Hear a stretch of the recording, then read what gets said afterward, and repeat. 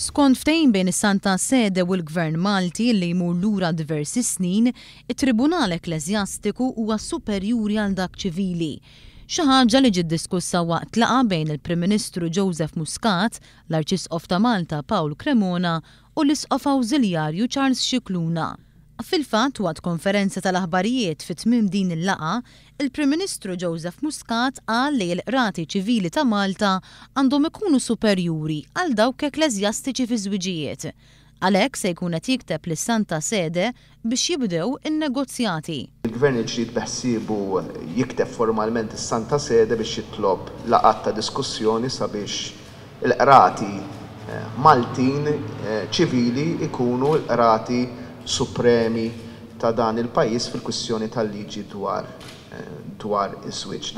Meta kien mistoqsi dwar żwiġijiet bejn koppji omosessuali, Joseph Muscat qal li hu se jibqa' miexi fid-direzzjoni illi jkun hemm unjoni ċivili bejn koppji tal-istess sess. Nifhem il-pożizzjoni tal-Knisja Kattolika f'dan ir-rigward.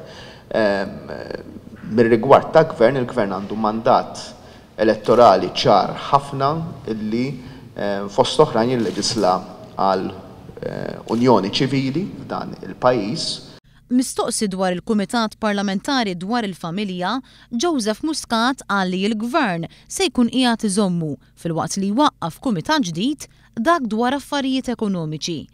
Joseph Muscat qal li fil-jiem li ġejjin il-Gvern se jkun qed iħabbar id-dettalji dwar ir-riforma fil-ġustizzja u dwar il-Konvenzjoni Kostituzzjonali li għandha twellet it-Tieni Repubblika. Fil-waqt li l-Prim Ministru awgura li l-Gvern u l-Knisja jimxu l-qudiem fl-istess direzzjoni, assigura li l-Arċisqof li l-Gvern se jkun qiegħed jikkolabora fil-finanzjament tal-iskejjel tal-Knisja.